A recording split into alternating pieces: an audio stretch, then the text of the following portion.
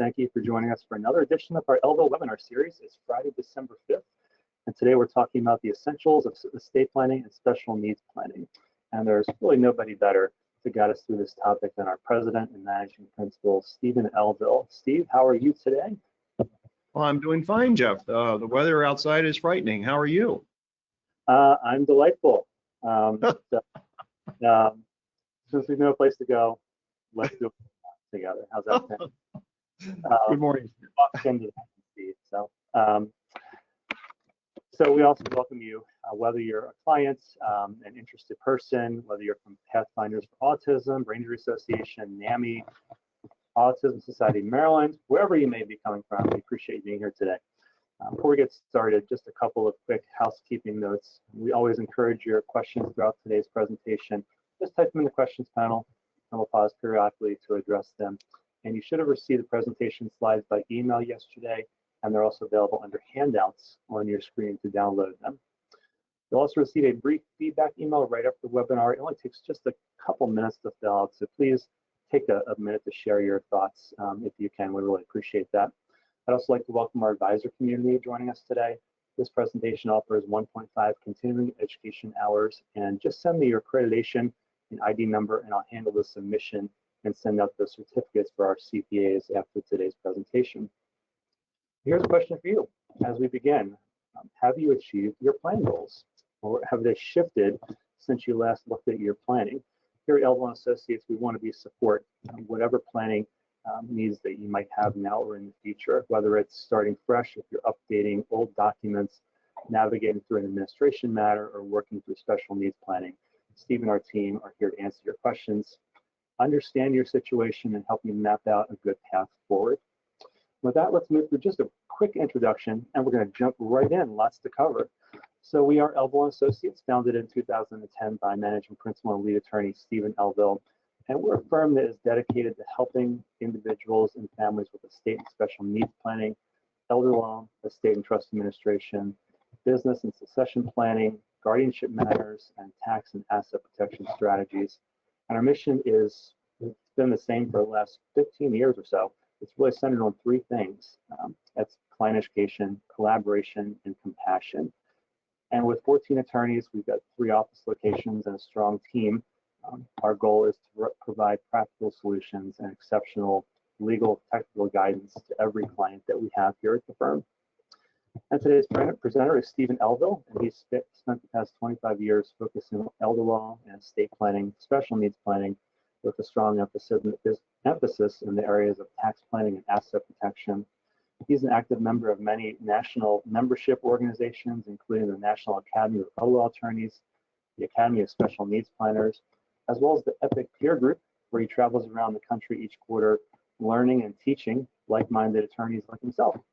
Many of you know Steve from his presentations, whether it's through webinars, workshops, conferences, or continuing education events. He's also been named to the Maryland Super Lawyers list for 10 times and 9 straight years, I should say, and was featured in the Super Lawyers magazine about the Elville Center for the Creative Arts, which is our firm's charity that Steve founded back in 2014. I'm very fortunate to be a part of. If you'd like to learn how we work to make a useful difference in the lives of children each day, I would love to share our great story with you. If I were to turn my camera around right now, last time we talked, I had about 35 instruments in here. I think it's gone up to about 55 or so. Most of them are refurbished. Some of them still need to get to our friends at the band shop in Sykesville to be fixed up. But most of them are going out to area schools within the next month or so. So I'll be able to walk through my office a little bit more safely. So with that said, Steve, I will turn it over to you. Appreciate you being here today, and appreciate our attendees as well being here. So Thank you so much, Jeff, for that kind introduction. I know we're going to be making a little bit of a transition here. Yep. And I just have one question as we are transitioning, Jeff. Do you have a sleigh in your office or outside the office here as well? I do not, no. I do have 2 old sleighs at home that were my mom and dad's that I put out front as decorations. They're the old metal sleds with the wood top to them. I think they're red rider sleds, and so they're nice to look at. And I'm not sure I would get on it, but nice to look at. Well, if you hook them together, Jeff, and then put a dog on the front, I think that'll work. I think All so. right. Well, good morning, everyone, and thank you for spending your time, your valuable time with us on a Friday morning. So happy Friday and happy holidays wherever you are. And here in Maryland, we have a bit of snow this morning. It makes things interesting. And wherever you are, I know you're safe and warm. And thank you again for your support of our webinar series. I want to thank Jeff for all he does for our firm charity and for our firm. And I want to speak just a few moments about resources. So one of the things that we are very proud of is through years and experience and through our dedicated team, people like Jeff, we have a tremendous amount of resources available to us at our fingertips to be able to share with our clients. So this could be just general resources that you need, such as financial advisors and forming an advisory team, needing life insurance advice, needing family law advice. We have collaborative relationships with other attorneys, business advice, all kinds of situations that you may be encountering or your loved ones encounter. So this is one of the things that I think that we are well situated to do, is really not only provide legal technical knowledge for our clients, but also resources. So please feel free to let us know if you are in need of any resources. Wanted to also say that Jeff is an expert moderator as we talk about these subjects this morning, and whatever you came today for, whatever you came to attend this webinar and you felt some need to do it, either for your own estate planning or special needs planning, or for a loved one of yours, or aging parents, or tax issues that you have concerns about. Maybe you have concerns about government benefits and what's going to happen in the future under this administration and so forth. So, you know, you come today with various ideas in mind and then anticipation of receiving certain knowledge. So we want you to feel free to let Jeff know if you have any particular questions or concerns. And I want you to feel that this is an informal educational session. And I want you to feel free to let us know what your thoughts are and what's on your mind this morning. And with that said, we're going to get into the material. And this is, as you're going to see, this is educational only. We are not in an attorney-client relationship as of this moment.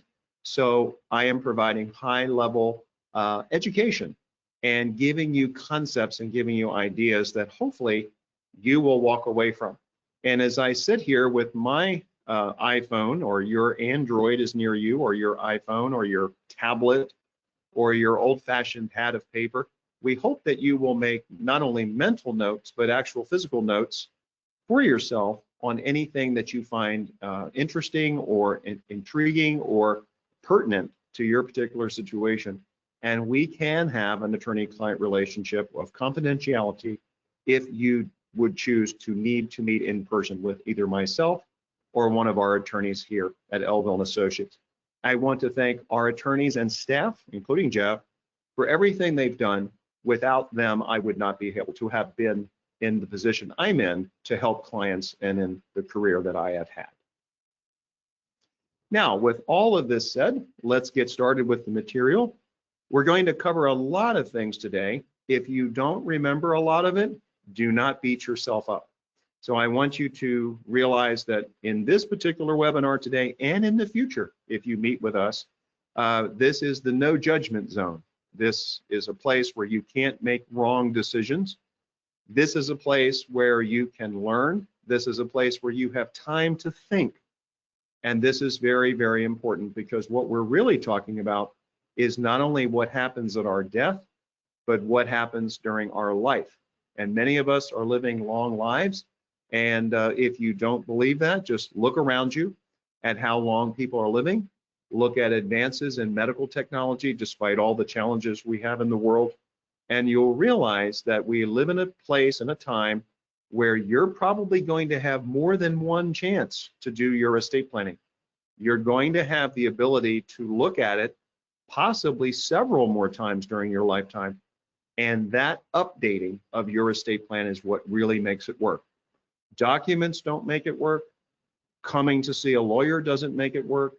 But repetitive updating over time and knowing what your goals are, that is what makes estate planning and elder care planning and special needs planning and any other legal type planning probably work. Now, let's get back to the agenda for today. We're going to talk about what is estate planning. We're going to talk about exactly what I just mentioned. What about lifetime planning, incapacity planning? What happens when we pass away? What's the difference between probate and non-probate? What are the various estate planning approaches out there, at least from a foundational level? What is this juxtaposition of elder law and estate planning? Where does all this kind of come together? And we're going to talk about something important. As a financial advisor once told me, Steve, what are the next steps for our clients? What are the next steps for education? What are the next steps for organization of the plan? We're going to be talking about next steps. So there's lots of reasons why you are thinking about planning, or you've already done planning, or you're interested in planning, or helping your kids plan, your nieces and nephews, whatever it may be. And that is a myriad of things: providing certainty, thinking about how much these things cost, both now and in the future when we pass away. Minimizing taxes is a goal for a lot of people. Asset protection, protecting our loved ones, whether they have special needs or not. But also, above and beyond that, you may have special purposes. You may have charitable giving purposes, or you may have a grandchild that you adore and you have special plans for that grandchild. Nobody knows what your goals are, and nobody really knows until you let the world know what your values are. So let's just take 60 seconds to really think about why we are here. Why would we want to plan, and what are our values? Jeff, I'm timing it now, 60 seconds.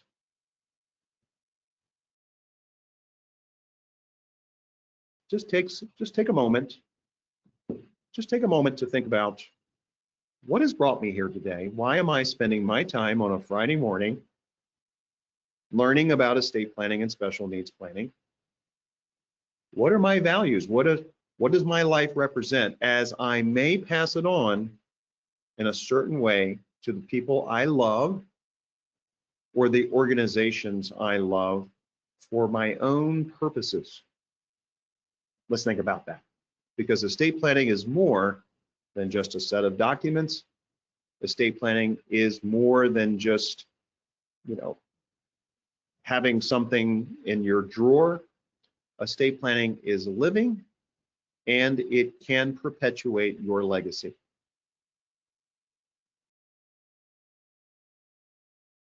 Okay, now we're going to keep moving on. As part of that answer that you just kind of participated in, even if you just did it mentally, we are really defining what estate planning is. And I alluded to a very, very simple definition. Estate planning could be argued to be being able to dispose of or give away your assets to people you love or organizations you love at a certain cost, hopefully the lowest cost. But estate planning is also about life.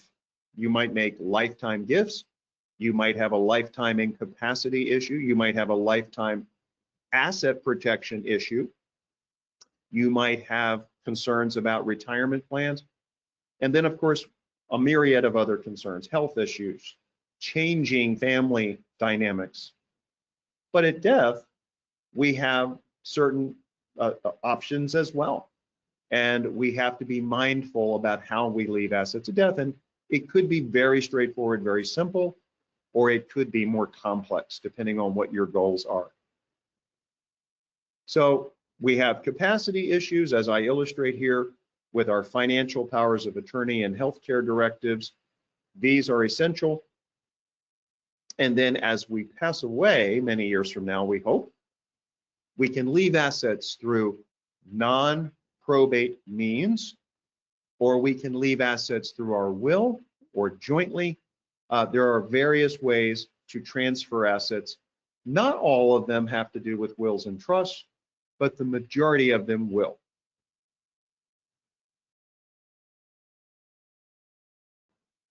So what is the lifetime planning? Well, we want to talk about perhaps, well, I should say not perhaps, the most important document of all estate planning documents. Whether you are a person of modest or small wealth or a person of vast wealth, the most important of all documents is the financial power of attorney. If you do not have a financial power of attorney today, you are exposed. You are exposed to, what could happen if we become incapacitated during our potentially long life. If you don't have one, or if you have one, but it has not been updated for years, then we are also possibly in a risk situation. So the first and foremost idea to share with you today is the importance of a financial power of attorney, because with the power of attorney, you can determine, you can articulate how much flexibility you would give your agent should something happen to you and you lose your capacity during your life. Most people think that powers of attorney are all the same, or most people think that powers of attorney are plain vanilla, so to speak. Nothing could be further from the truth, and at a time of crisis, this is where we prove over and over, even though it's a terrible thing to have to think about, is that at a time of crisis, how much flexibility have I provided to my agent? So this is pretty heavy stuff, and we're going to keep moving on. But if there's one thing to walk away from today, the number one tool in estate planning, believe it or not, is the financial power of attorney. Now, our advanced medical directive is also very important. It articulates all kinds of things about our goals and values for healthcare, our goals and values at a time of our potential death. We are in an end of life situation. So lots of choices about final arrangements, lots of choices about how we feel about quality of life, who our agents are, and avoiding guardianship of our person. All of these things are wrapped up in the advanced directive. And some clients feel the advanced directive is the most important of all documents. When I put this in perspective with the financial power of attorney, it is from a legal perspective, the financial power of attorney is the most important. But for many clients, the advanced directive is just as important, if not more important. Now, our post-death planning, or our planning at death, is really a question on the foundational level of whether a person should have a will or whether they would like to avoid probate at their death. And what is probate? Well, probate is the process of proving a will.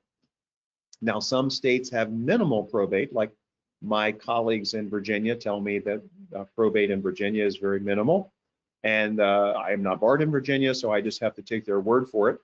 But states like Maryland, Delaware, New York, North Carolina, to my knowledge, have traditional probate. So probate is the process of proving a will to be valid.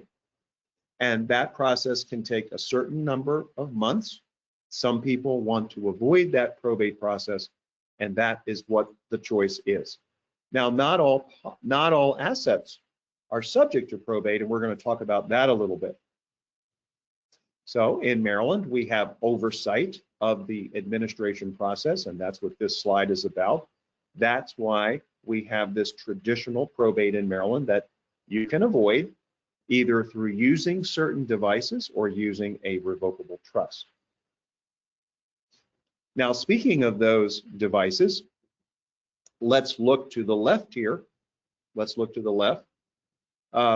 We've got trust assets would not go through probate. Now, a revocable trust has two steps. We have to create that trust and we have to fund that trust. We have to move our non-retirement assets into that trust. But is that the only way that we can avoid probate? And the answer is no. If we look at these three other boxes there where it says no probate or not probate, payable on death or transfer on death, beneficiary designations, rights of survivorship under joint ownership, okay? Everything else goes through probate except for those things. Now, why do most people use either a trust or a will? Well, the answer is fairly simple. It's not that people couldn't use these middle boxes to avoid probate. It's just that those middle boxes tend to be a one-way street from point A to point B. With trusts or wills, we can articulate various contingencies. Contingencies for what if a person is not living, contingencies for what if a person does not have their capacity, contingencies for what if a person has special needs, contingencies for asset protection. On and on we could go with flexibility, which is why most people use wills or trusts, but we do use these non-probate devices for certain purposes in estate planning. And for some people, they will suffice for what happens at death. Steve, can we pause for a question? Go right ahead, Jeff. Sir, is the Maryland statutory form the same as most? Oh, thank you for that question. The answer is no. That's an excellent question. So the Maryland statutory power of attorney is a creation of the Maryland Power of Attorney Act in 2010. And that Power of Attorney Act cleaned up our laws with regards to some of the loose and fast laws that we had in the past about power of attorney. The most form, which is the medical order for life-sustaining treatment, we could argue that is a statutory form as well, because that is a legal form that's put out by Maryland. But that is a different thing, and that is a specific medical order for that is required in Maryland for healthcare versus the Maryland statutory power of attorney for financial management during an incapacity. Thanks, Steve. One more brief one. Confirming that you can't put IRAs into trusts. That's a wonderful question. Thank you. The answer to that is that's exactly right. You can't retitle, and I want to make sure that I'm being very clear here. Let's say that we had a non-retirement brokerage account at a brokerage firm. We would retitle that in the name of a trust, okay? That is a tax neutral thing to do because a revocable trust is identified by your social security number. So because there's really no change in tax ID number, that's just changing the title from one form to another. But with an IRA, Section 408 and 409 of the code, Uncle Sam has seen fit to create a whole different world for IRAs from regular assets. So if we took an IRA and tried to retitle it in the name of a trust, not only would we have difficulty doing that, but we would trigger income taxation of that IRA. So IRAs were meant to stay out here, outside of a revocable trust. Now they can be beneficiary designated, which is different. Beneficiary designated to a trust. So don't be dissuaded by that. You can leave an IRA to a trust, but we can't retitle an IRA in the name of a trust during life. Now, with all that said, there's only one exception to the retitling that I am aware of, and that is where a disabled person, a person with disabilities, receives an inherited IRA. So the person who is the IRA owner dies, leaves the inherited IRA to someone outright that should not have received that. That person has disabilities, that person is on means tested benefits, and now they receive an inherited IRA. The IRS has allowed, through multiple private letter rulings, the ability to take that disabled person's IRA, the inherited IRA, not their IRA during life, but the inherited IRA, and retitle that into the name of a first party special needs trust. So generally speaking, You cannot retitle an IRA in the name of a trust, except if the person receiving the inherited IRA has disabilities, and we are allowed to retitle that in a first-party special needs trust. So that's a long answer, but that was a wonderful question. Thank you. Okay, thank you. Thank you, Jeff. Now, everything else goes through probate. So let's get this straight and we're going to move on. If I die and I have assets that are not joint, they are not joint and they are not beneficiary designated, and they're in my sole name, those assets are going to go through the probate process, the process of proving the will to be valid, and then the assets go to who I designated those to through my will. Now, if I have no will, is there still probate? And the answer is yes.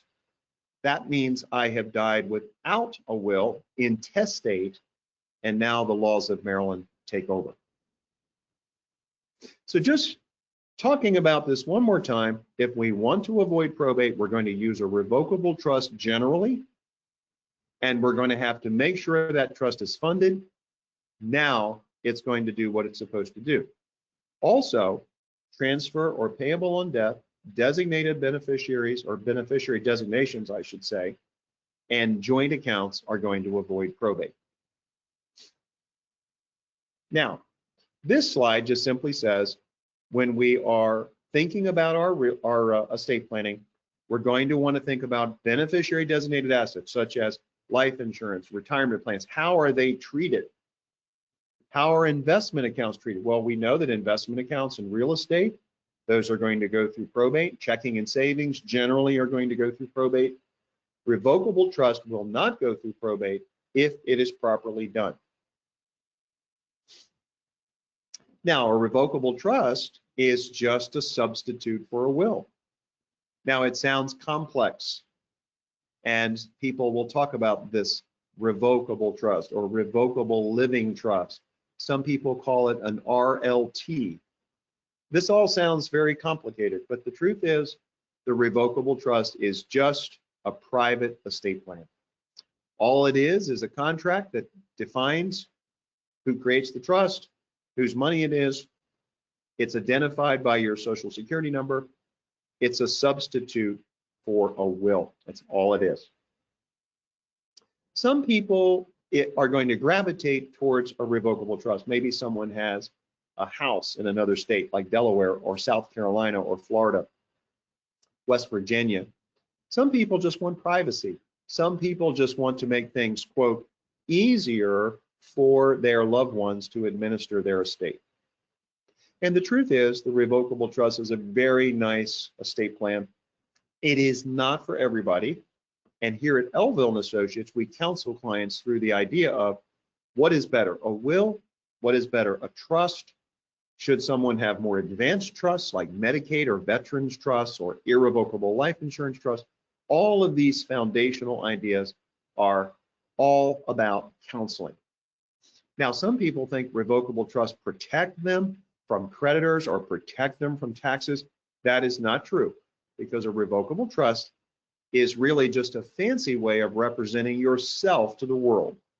It's identified under your social security number, and Uncle Sam does not care about it.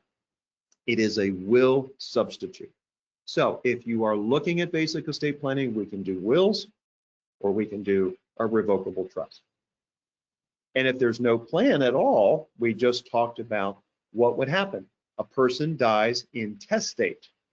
So let's say that I had a rental property and I had a brokerage account and I had a bank account, and it was all in my own name, remember, with no joint owner and no beneficiary. How's that going to be dealt with? Well, that's going to go through probate, right?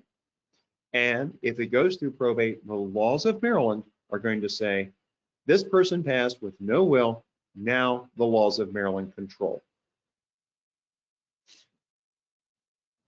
Now, during life, if we don't have a power of attorney, there is no substitute for guardianship. We could end up, if we don't have an agent under a power of attorney, we have the very strong possibility, if we become incapacitated, of a guardianship of our property. we lose control, we lose our rights. Now, in the healthcare realm, just because we don't have an advance directive, which by the way, you should, and your children should if they are adults, if we don't have an agent, that doesn't necessarily mean we're going to have a guardianship, but we are risking a guardianship of our person. So we want to be very careful with that. So during life, we want to address the idea of incapacity so we are not left vulnerable at a time of incapacity. And then at death, we have to think about our goals, okay? But if we don't have a plan, Maryland provides a plan, or whatever state you may die in. This next slide really talks about what we've been really doing so far. We're talking about education and knowledge and background and getting our minds around a broader process rather than just a transaction. The momentum, I should say, in estate planning is to transact something very quickly, get documents in place, and sometimes that's very important, and generally that's very important. What we try to do here at Elville and Associates is make sure that in that process, there is some education. Some of you are going to want more education than others. We are situated to provide that education to you and beyond that with our resources. Some people do not want that education, even though we strongly recommend it and we provide resources for that. But just remember, a purely transactional approach generally does not involve education or follow-up or continuing education for you, your family members, and fiduciaries. We want to make sure generally that we are erring on the side of education. So this is kind of a representation of what I just said. Transactional estate planning and transactional transactions in general have no education. It's better to identify your goals, spend some time, build your team, know and be informed, and educate your family members and fiduciaries. Now, Jeff, I'm going to take a drink. My cold is cooperating this morning, but I'm just going to take a drink. Do we have any other questions right now? No questions as of right now. Thank you, Jeff. Maybe people are going to take a coffee break at this point. But if you're like me, you've already had several cups, so we'll just keep going. So thank you for your time and attention so far. Now we're going to transition into special needs planning. Hopefully you've gotten a lot out of the webinar so far. Continue to listen, continue to be open, and we're going to talk about what special needs planning is. And I'm just going to stop right here and say Elville and Associates and myself have been very, very blessed to be special needs planners in Maryland for all these years and to work with parents, brothers and sisters, grandparents, and other family members and supporters in the world of special needs, supporting organizations and the wonderful people that are involved and the privilege of helping those with disabilities. So that's what we're really going to talk about here. I'm going to talk about the legal aspects of it, but the truth is, this is all about supporting people who cannot help themselves or struggle with the activities of life or in their pursuit of being independent need support. And that's what this is all about. Special needs trusts, ABLE accounts. What about incapacity planning for our loved ones with disabilities? So that's what we're going to be talking about. Special needs planning is really multifaceted and it's difficult to describe within the time that we have today. But basically, it's about making the life of someone with disabilities better, planning for their security, making sure that they are not vulnerable to fraud, predators, creditors, and all of the things that can happen to make sure that they are adequately supported during life. This generally starts with estate planning documents, but it also has to do with money and budgets and how much money is available. What are the benefits this person receives, and how can we understand those benefits, which is not easy. This is one of the big challenges. Where's the person going to live? What kind of housing will they have? What is their care and coordination? And should that person have a guardianship or an alternative to guardianship for their own self-determination? And now we're living in a world, with regard to this last point, we're living in a world where people are given more ability to take risks than ever. Whereas 20 years ago, we lived in a world where there was a paradigm of protection for those who are disabled or have disabilities. So this is the world that we're getting ready to talk about.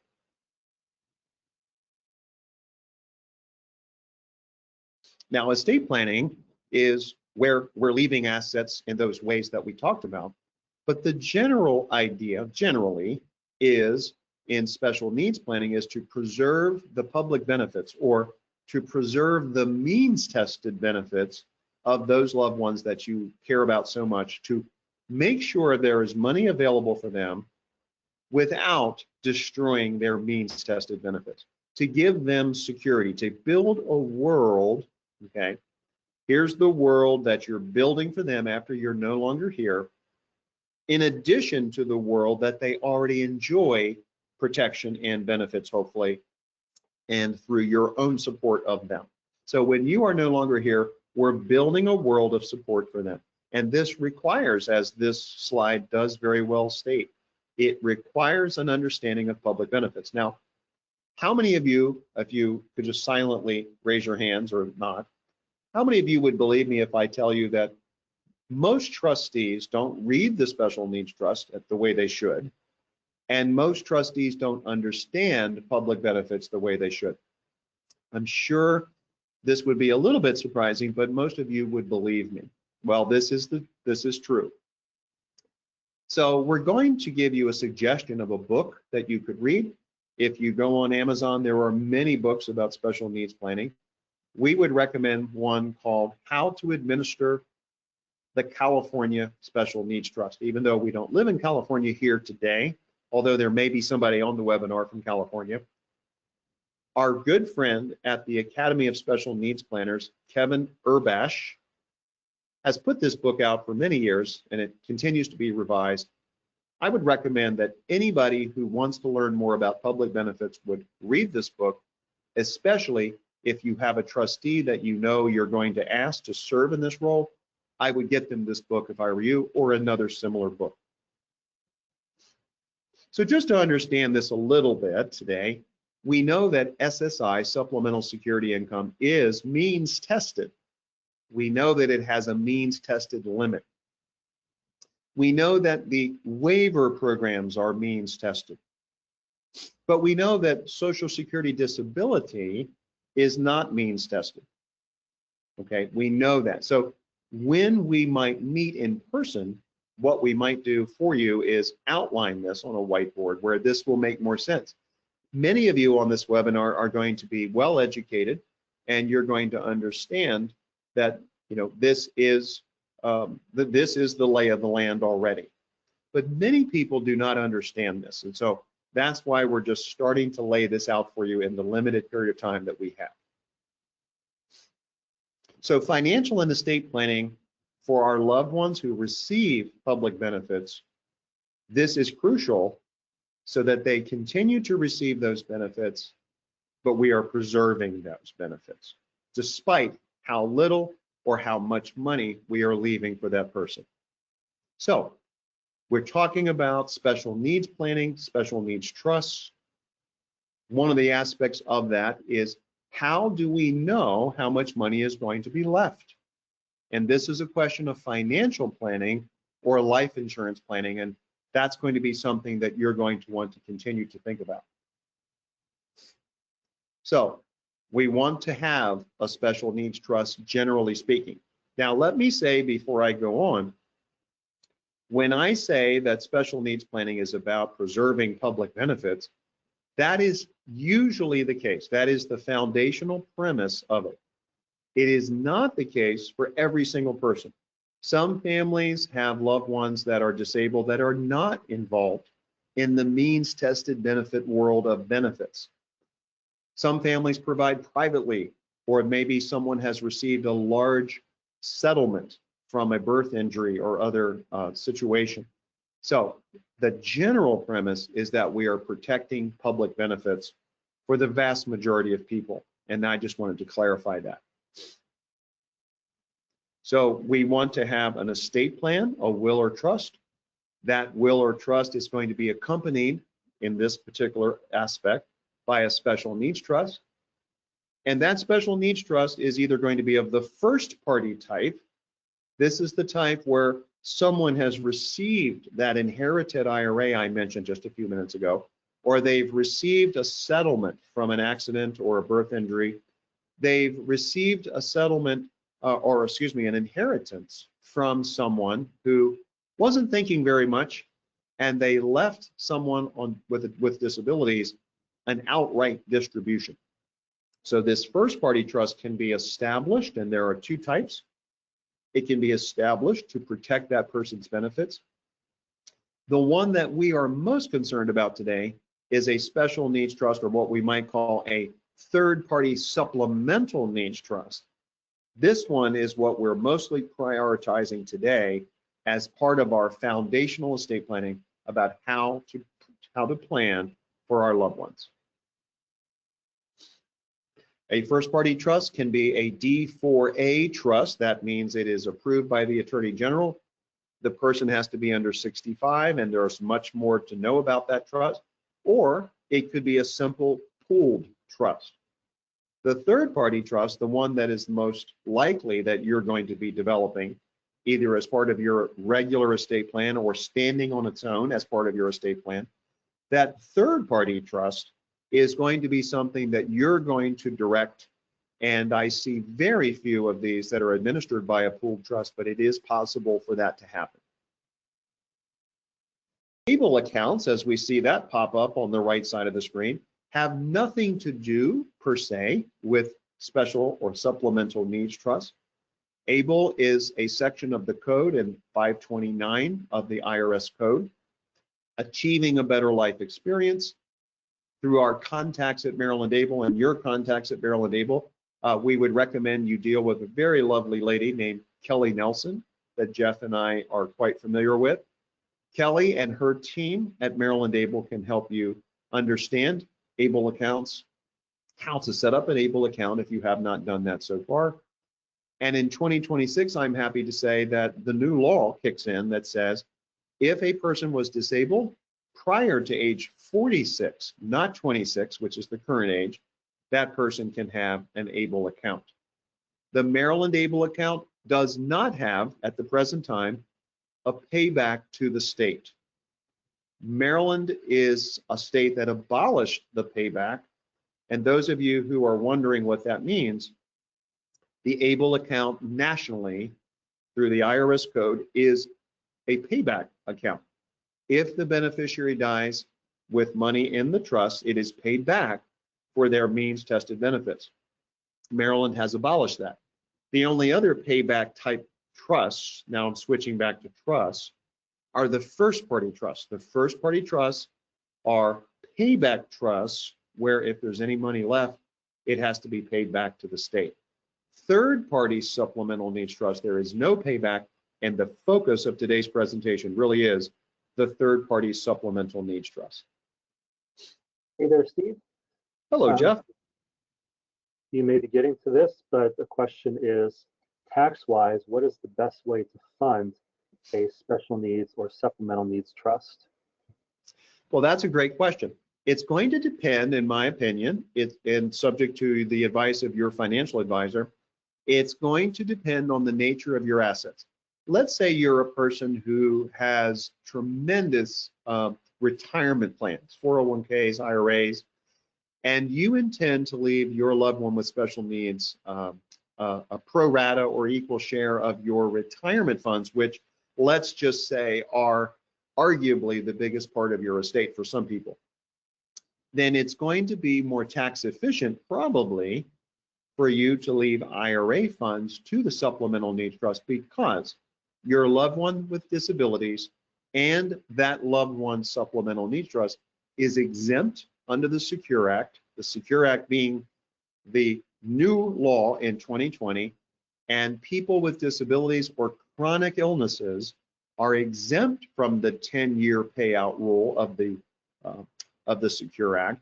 So from a tax perspective, you would want to leave IRA funds theoretically to the trust because the child with disabilities is exempt and they can stretch out the IRA money on non-Roth IRAs.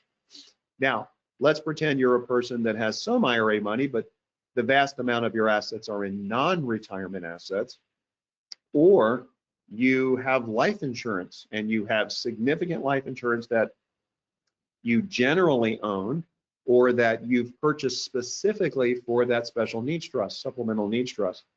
Then to me, that's going to be more tax neutral, right? Because when you die, you're going to leave those assets into that supplemental needs trust. Your non-retirement assets get a step up in cost basis. So that means that when they are sold or distributed to the supplemental needs trust, there's no tax. And if you have life insurance that you're driving into that supplemental needs trust, then there's no income tax when that life insurance money reaches that trust. So I think there's two sides of the coin as a general answer about retirement plans versus non-retirement plans going into supplemental needs trusts. Thank you. Thank you, Jeff. And thanks for that wonderful question. All right, we're going to finish on time. I promise I'm going to keep going. So a supplemental needs trust is really something that is called a discretionary trust under Maryland law. Generally speaking, we want to supplement but not take away public benefits or means tested benefits. Again, this is not always true, but for the vast majority of people, this is what we're doing. And the beneficiary has the benefit of these assets, but does not own them. And those assets in that trust are exempt for public benefit purposes. The first party trust, we talked about that. And now the third party trust, we will leave your estate planning assets to that third party trust, life insurance, retirement plans, non-retirement assets, whether that's through a will or a trust. I want you to visualize those assets coming down to that supplemental needs trust. And now there is no payback on the third party trust. There's no payback. Now, for those of you who say, well, that's very confusing, the third party trust, think about it this way. In the world of estate planning, let's pretend that you had no special needs child or loved one. We were just leaving assets to children who are healthy, grandchildren who are healthy, nieces and nephews. When we leave assets from ourselves to someone else in a trust, that is called a third party trust. We are the third parties giving someone else money in trust. Well, the same concept is true in special needs planning. We, the first parties, meaning we are the people leaving the money to a third party. So it's called a third party trust. And in a third party trust, we can give someone asset protection, special needs protection, creditor and creditor protection, and public benefit protection in the sense of a supplemental needs trust. So that's how I would think about it.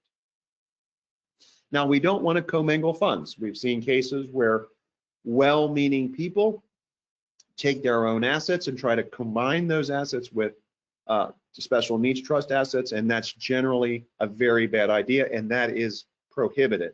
So it might make perfect sense to do that, but it's not allowed. Now, very briefly, in the interest of time, first party trusts have paybacks to the state of Maryland. That's something that is very foreign to most people. So that's something we could discuss in person. These are irrevocable trusts. They're for the person's sole benefit. And sometimes these are large trusts, sometimes these are small trusts, but they are of the first party type, either a D4A trust under, if you're saying, Steve, what's a D4A trust? Well, you don't have to write this down, but in the United States Code, 42 USC, 42 United States Code, 1396P, D4A. That is a D4A trust. the person has to be under 65 to have that trust. A D4C trust is a pooled trust. For those of you who are very bored and you're going to go Google this, you'll see what I mean in the US Code. Since 1993, generally, these laws have been in effect. The third-party trust has no payback. It can be created basically by anyone other than the person who is disabled. It can be revocable or irrevocable during the life of the grantor, and it is flexible. So these third-party trusts are the bread and butter, so to speak, of special needs and estate planning. So if you're still with me, and thank you for hanging in there through this 50 minutes that we've been going, we want to create a will or a trust of our own. We want to build in the special needs trust, and I'm going to use the term most of the time, a third-party supplemental needs trust. A lot of people mix up those two terms.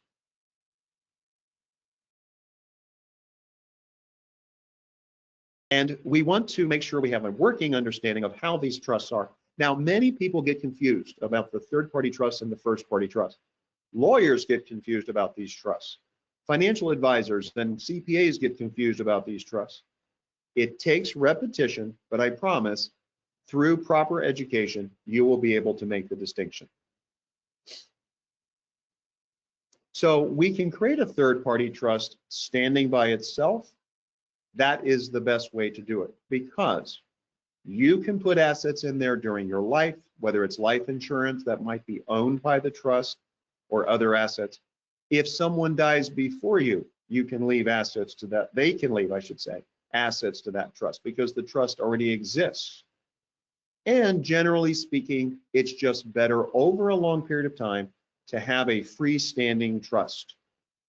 However, for those of you who want to make a testamentary trust, a trust that is embedded in a will or embedded inside of a revocable trust, the same protection can be given in that way as well. It's theoretically not as good, but it does protect the beneficiary just the same.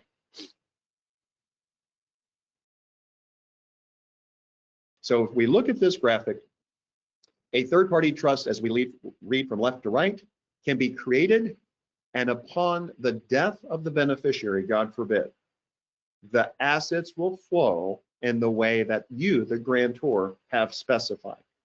There's no payback. For the first-party trust, there is a payback. Only certain people can create that trust. Sometimes we have a court approve the trust for certain reasons.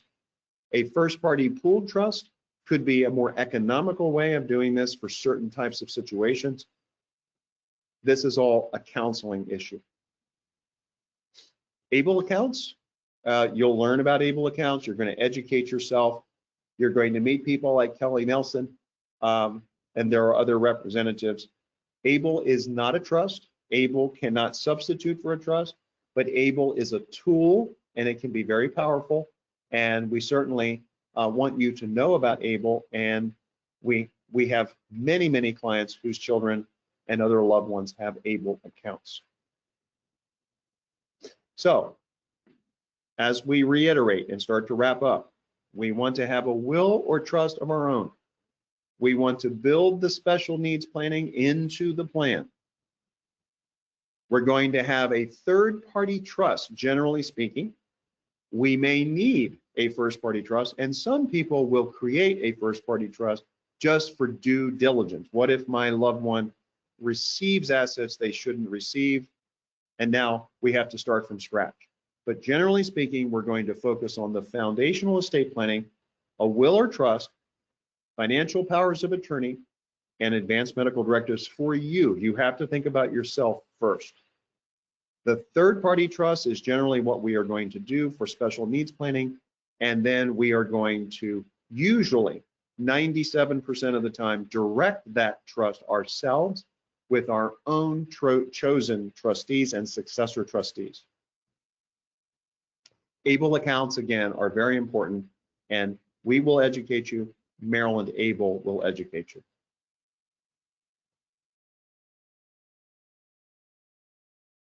Now, one of the most important issues you can talk about today or we could talk with you about today, is who will be the trustee of your supplemental needs trust for your child or loved one. And so what we want to do is make sure that you are fully informed of all the trustee options. And it's a changing world of trustees, banks, other corporate trustees, independent people, friends of yours, lawyers, CPAs, other people who could serve, family members who would serve, but also special fiduciaries such as trust protectors and other features. We want to make sure that you structure the special needs plan and your foundational plan in the right way to provide flexibility. Now, the person with disabilities, as we start to wrap up, is entitled to their own self-determination. And that is going to be a question of, can that person create their own powers of attorney and advance directives? And if they can, that is, if they have the mental capacity to do that, that's obviously a wonderful thing. If they can't, they may need the protection, so to speak, of a guardianship. But we also have supported decision-making. So as we talk about this again, we're talking about the same concepts for our loved one with disabilities as we are for ourselves. They have the same rights we have. They have the same hopes that we have. They have the right of self-determination, naming agents. And now they have no worry of an adult guardianship for health care, meaning of their person, or adult guardianship of their property. Supported decision-making has been around now for about 4 years. This is a happy medium for those of you who don't know what this is. This is an ability of a person with disabilities, no matter how much or how little they are disabled, so to speak. Their level of function, their ability to operate independently in the world is very fluid in the eyes of supported decision-making. This is a way for them to say, I am appointing supporters.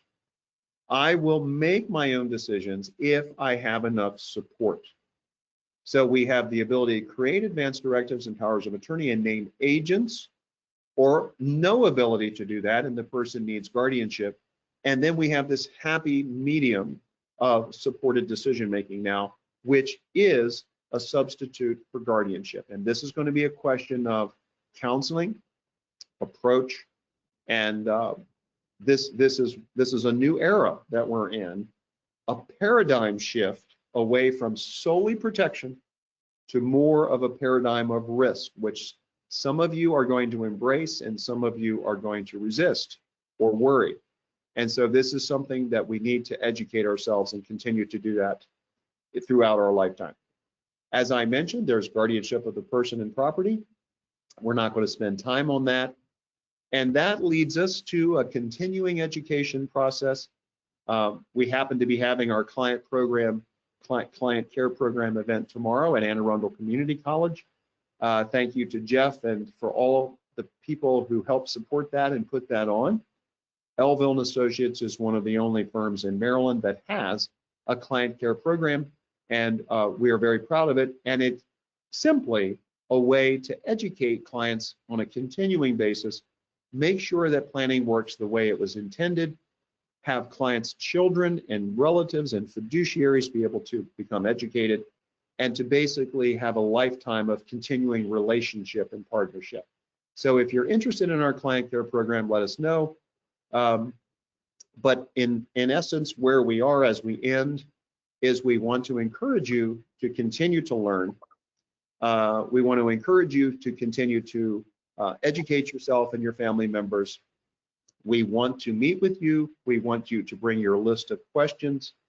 We want to be a resource for you. So don't forget, at the beginning of the workshop, I mentioned just how many resources we have available to us, and it's overwhelming. And if you have a need, we likely have a path forward for you with some kind of resources. We want to give you the time to think. We want you to be able to articulate, after you've been able to define what your goals are, we want you to be able to articulate what you really want on an ongoing basis. And you can do that. And some people are going to keep it simple. Some people are going to be more concerned about really laying their planning out in more detail. But no matter what your approach is, our advice is to please remember your planning is going to work over time and not just once, because likely we are going to have more than once to revisit changes, the evolution of our lives, our health care, our loved ones, our spouses. So just know we are here to educate, we are here to be resources, and I thank you. I'll end by saying many of you have financial advisors and a planning team. If you don't have one, we are going to help you do that as well. Jeff, I'll turn it over to you, and I want to thank everybody and say happy holidays. I may not speak to you again before then, and I wish everyone a happy new year as well. Jeff, thank you very much. Steve, thank you. This is always one of my favorite presentations.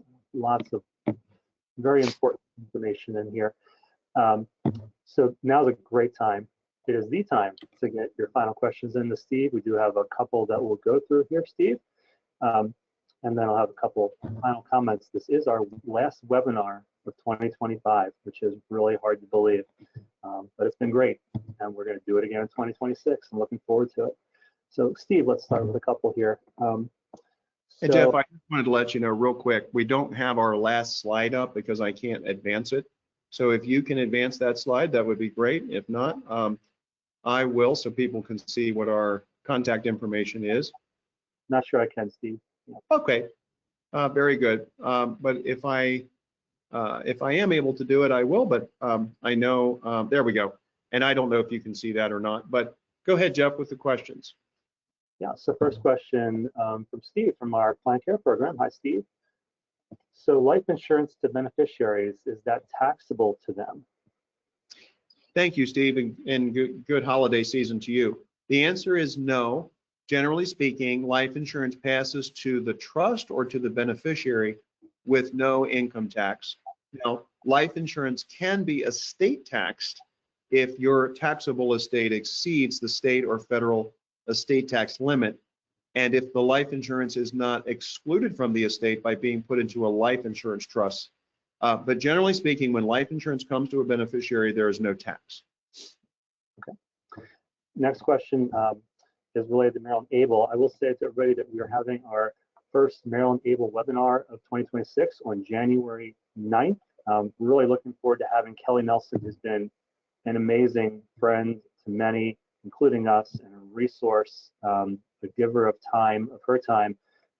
So I encourage everybody to jump on that webinar to get your questions answered about Maryland Able even more so. This question is related to Steve. What are your thoughts on the fees that Able accounts charge? Well, that's a great question. I will have to revisit that. I apologize. I haven't looked at that issue in a while. If you can articulate that real quickly back in the chat, but I haven't looked at that in a long time. So I really don't have an opinion about it. My off the head comment is the fees are pretty reasonable because I think it's designed, I can't remember, Jeff, it's through T. Rowe Price or wherever the money is managed.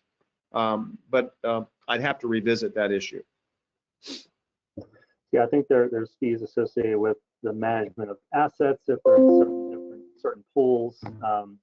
Small fee, I think, to use the card that's optional that comes with it, and it might be a small annual or quarterly fee, but Kelly can certainly speak much further to that than she will.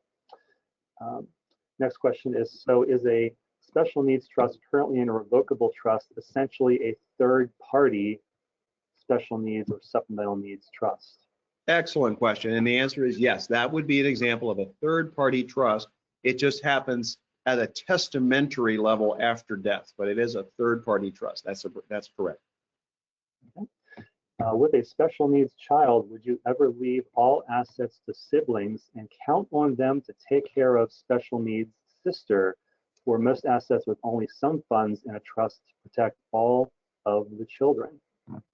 Well, that's a great question. Now, of course, every situation is going to be situational as to you and your family situation. As a general rule of thumb, that would be one of the big mistakes in estate planning or special needs planning, because when we leave assets to others other than the person who has disabilities and for whom that trust protects, When we leave assets to other people for the benefit of someone else, the assets just become subject to lots of different potential hazards.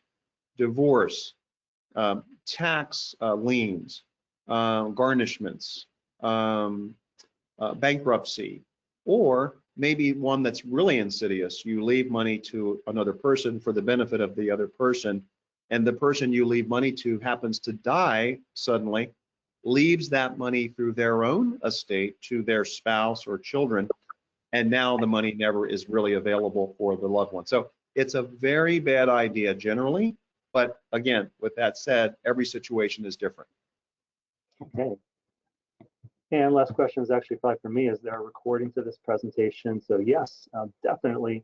I will send the recording out in a follow-up message with some other info that Steve shared today.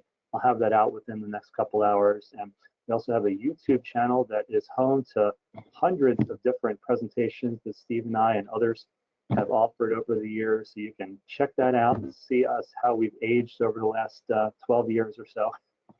But it's really a great resource, and I'll send that link out as well. I always send the Lincoln slides out and some substantive information out, and I'll do that, like I said, very soon this afternoon. Also, we have our webinar series continuing into January. January 8th, we'll be talking about unlocking home value, the price of condition, with a couple of great realtors that we know here in the Columbia area that have been friends to the firm in the webinar series. Kelly Nelson is going to be with us talking all about Maryland Able on January 9th. And then Steve will be back talking about a new presentation and a subject and topic that is very near and dear to us here. Estate planning is about love. So also give us a follow on our social media channels. We've really ramped those up over the last month or so, whether it's Facebook, TikTok, LinkedIn, YouTube, X, or Instagram. My daughter calls it Insta, so now I have to call it Insta. I guess that's what 16-year-olds do these days. Give us a follow, give us a like, try to share our content. We're trying to spread the word and want to reach as many people as possible, so appreciate your support. And I think that's going to do it. This is the last webinar of the year. We really appreciate your confidence in Elville & Associates and for your support. Thank you for being a client, or if you're considering one. We look forward to working with you in the new year. And with that, Steve, any other final words here? Not at all, except happy holidays, Merry Christmas, and Happy New Year to everybody. And Jeff, thank you for what you do, and thank everyone for their support of our webinar series. Absolutely. Have a great day and a great weekend.